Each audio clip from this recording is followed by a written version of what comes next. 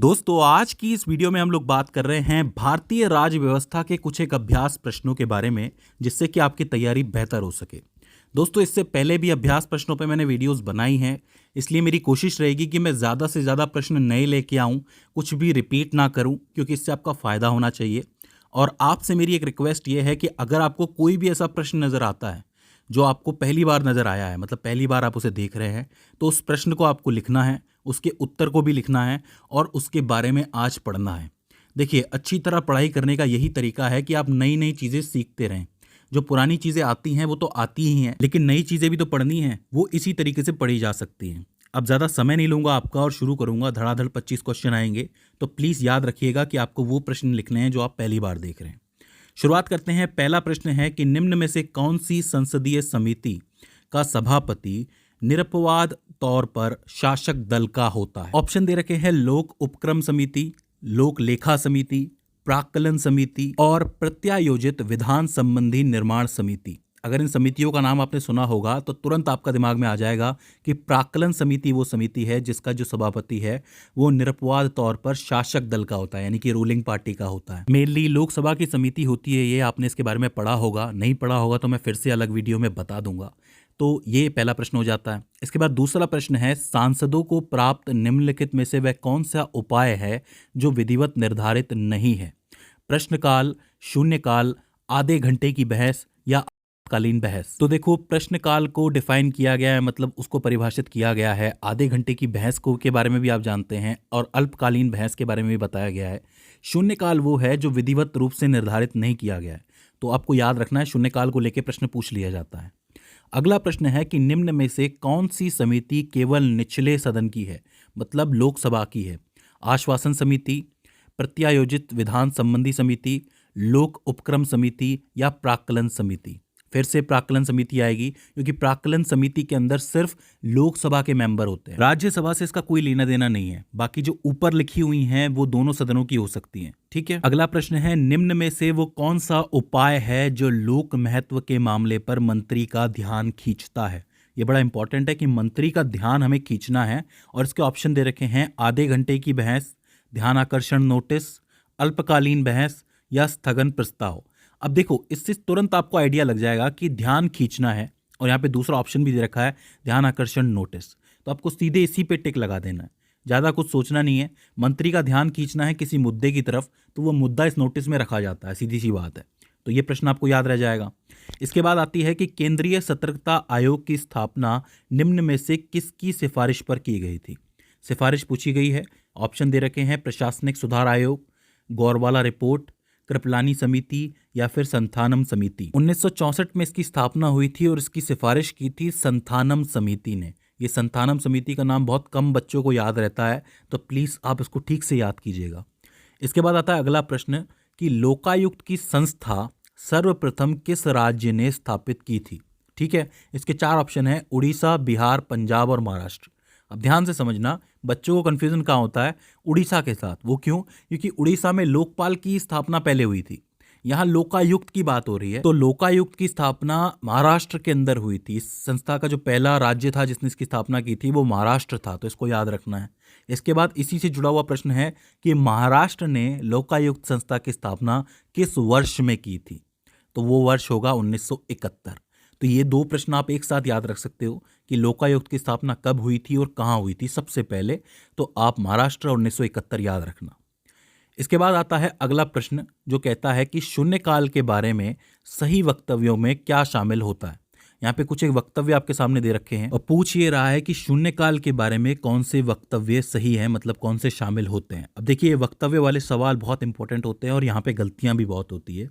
ध्यान से पढ़ो फिर जवाब दो। देखो, पहला दे रखा है, यह संसद के दोनों सदनों की प्रत्येक बैठक का पहला घंटा होता है। नहीं, क्योंकि वो प्रश्नकाल होता है। प्रश्नकाल का मतलब क्या है? जहाँ पे प्रश्न पूछे जा रहे हैं, प्रश्न रखे जा रहे हैं, मुद्दे रखे जा रहे हैं आज के, तो हर बैठक से पहले दोनों सदनों के अंदर प्रश्नकाल पहले आता है। तो ये तो नहीं है शून्यकाल। इसका उल्लेख संसद के सदनों के कार्य नियमों में किया गया है, ये भी नहीं है। मैंने अभी थोड़ी देर पहले आपको बताया था कि विधिवत रूप से इसका कुछ निर्धारण नहीं है, तो इसलिए ये भी नहीं हो पाएगा।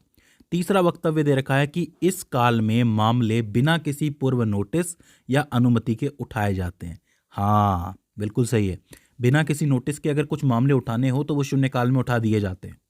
चौथा दे रखा है संसद के दोनों सदनों में यह प्रश्नकाल के तत्काल बाद आता है। सही बात है। प्रश्नकाल के तत्काल बाद एक छोटा सा गैप आता है, उसको हम लोग कहते हैं शून्यकाल, तो ये भी इसी के अंदर शामिल होगा। और पांचवा दे रखा है कि संसदीय कार्यप्रणाली में यह 1964 में भारत की देन है। गलत। 1945 में इसका वर्णन हमें सबसे पहली बार मिलता है। तो आप लिख सकते हैं तीसरे और चौथे नंबर का जो ऑप्शन है वो बिल्कुल सही है। ये ऑप्शंस वाले पूछे जाते हैं सवाल, तो आपको याद रखने हैं। इसके बाद अगला सवाल भी वक्तव्य से ही जुड़ा हुआ है। पूछ ये रहा है कि ध्यानाकर्षण प्रस्ताव संबंधी सही वक्तव्य कौन से हैं। यहाँ पे 5 वक्तव्य दे रखे हैं आपको। सबसे ऊपर लिखा है कि अति आवश्यक सार्वजनिक महत्व के मामले में मंत्री का ध्यान आकर्षण करने की नियुक्ति। सीधे सीधे लिख सकते हो, बिल्कुल सही बात है, क्योंकि यहाँ पे ध्यान आकर्षण करने की बात हो रही है, यही काम ये नोटिस भी करता है। दूसरा दे रखा है कि इसका मुख्य उद्देश्य मंत्री से आधिकारिक वक्तव्य प्राप्त करना है। बिल्कुल सही, क्योंकि ये लाया ही इसलिए जाता है कि मंत्री से मुद्दे पर वक्तव्य लिख लिया जा सके। जैसे कोई मुद्दा है और ध्यानाकर्षण नोटिस ला दिया गया है, ये इसलिए लाया गया है ताकि मंत्री उसके ऊपर बोले और उसका वक्तव्य हमें मिल सके कि इस पे आपकी क्या विचारधारा है, क्या सोच है, क्या करने वाले हैं आप। तीसरा है इसमें सरकार की निंदा नहीं होती। बिल्कुल सही बात है। वो इसलिए क्योंकि अगर आप ध्यानाकर्षण नोटिस दे रहे हो और उसमें भी सरकार की निंदा कर रहे हो तो क्या मतलब है। वो ध्यान आकर्षण नोटिस इसलिए है ताकि ज़रूरी मुद्दों की बात हो सके, तो इसीलिए यहाँ पे निंदा नहीं होती। बाकी नीचे दे रखे हैं कि यह 1952 में संसदीय प्रणाली में भारत की देन है। गलत, ऐसा नहीं है। इसके अलावा इसका उल्लेख प्रक्रिया और कार्य संचालन नियमों में नहीं है।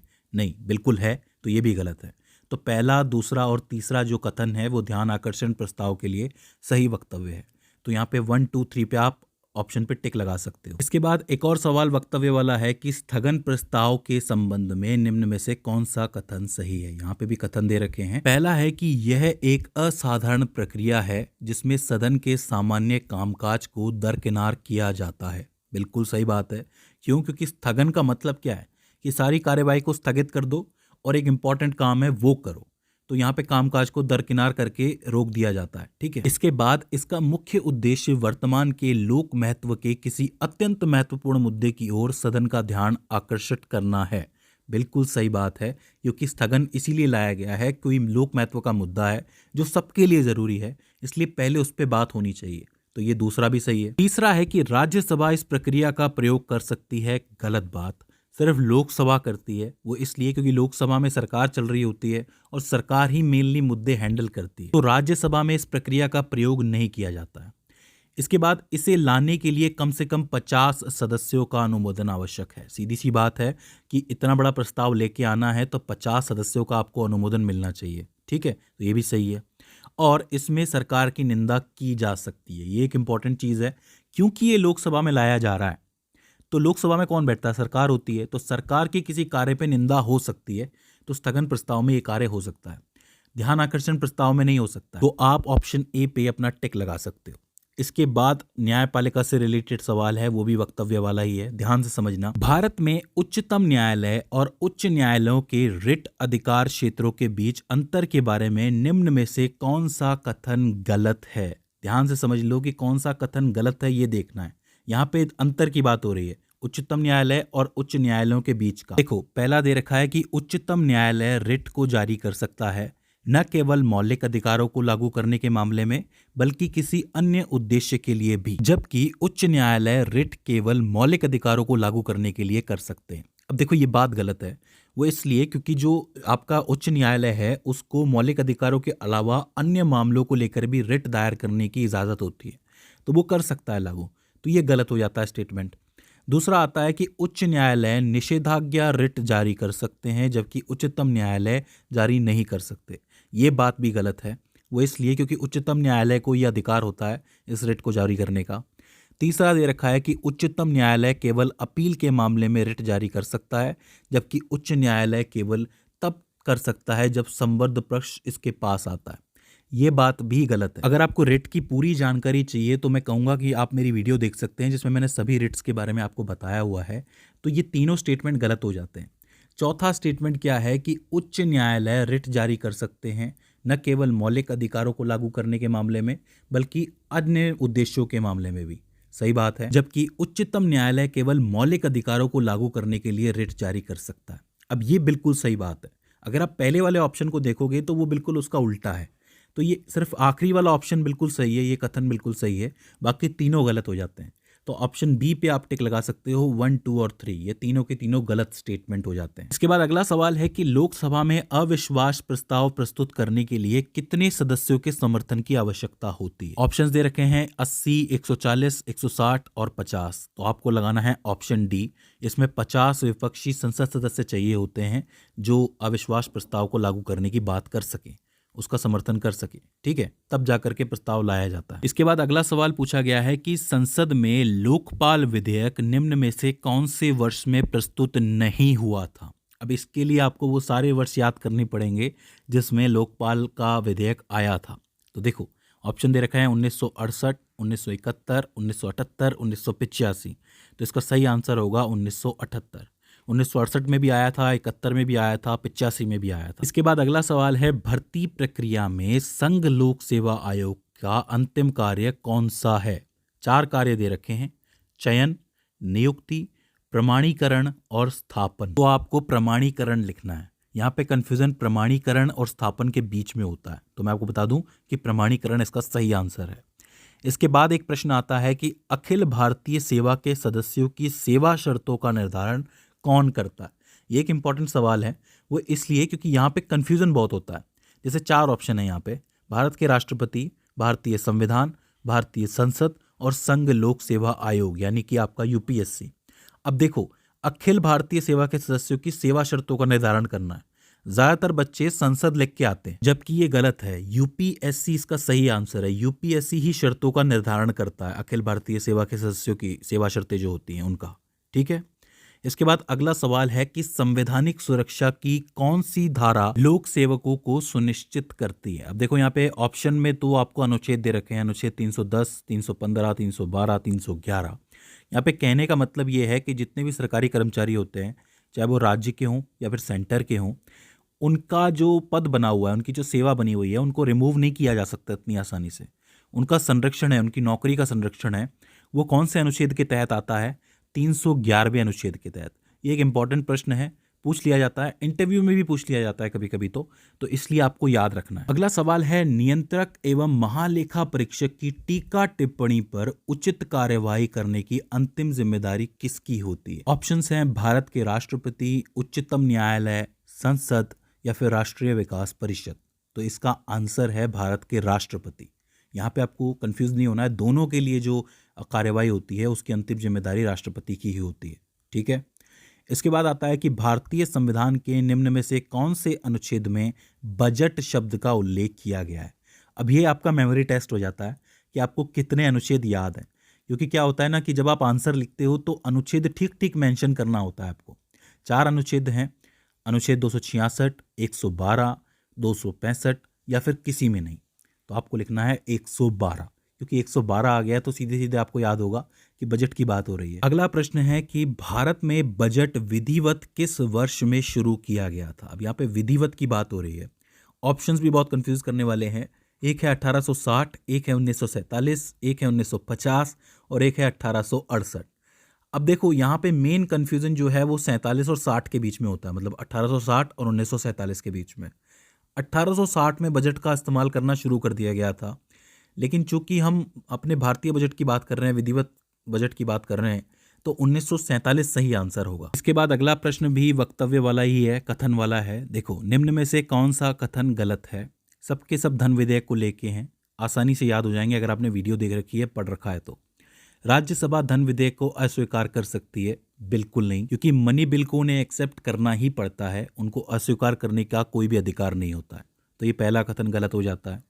दूसरा है राज्यसभा धन विधेयक पर सिफारिश कर सकती है, कर सकती है, सिफारिश कर सकती है, लेकिन अस्वीकार नहीं कर सकती, संशोधित नहीं कर सकती। वो बस ये कह सकते हैं कि आप इस पे ये काम कर सकते हो अगर आप चाहो तो, हमारी ये एक सिफारिश है आपसे, बाकी संशोधन करना नहीं करना सब लोकसभा के हाथ में होता है। राज्यसभा धन विधेयक को अस्वीकार नहीं कर सकती, बिल्कुल सही बात है। राज्यसभा को धन विधेयक को 14 दिन के भीतर लोकसभा को लौटाना चाहिए, बिल्कुल सही बात है। और आखिर में राज्यसभा धन विधेयक में संशोधन कर सकती है, बिल्कुल गलत बात है। तो पहला और 5वां कथन गलत है, बाकी सारे सही हैं।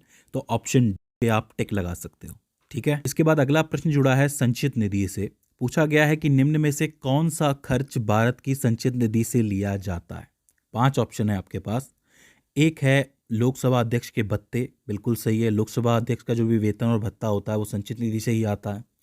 दूसरा है ऋण लेने और ऋण सेवा तथा विमोचन संबंधी खर्च जो है वो संचित निधि से ही आता है, सही बात है।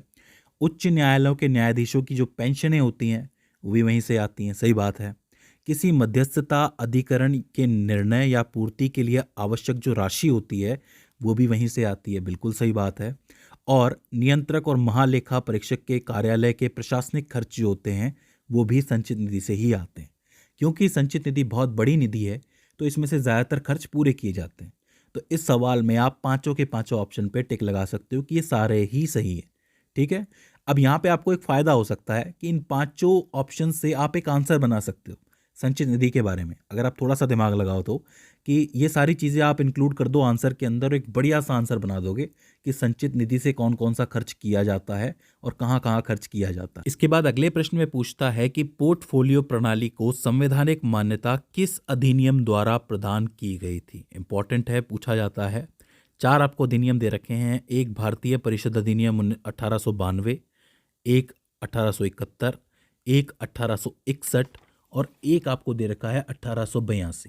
तो आपको देखना है कि 1861 वाला सही है।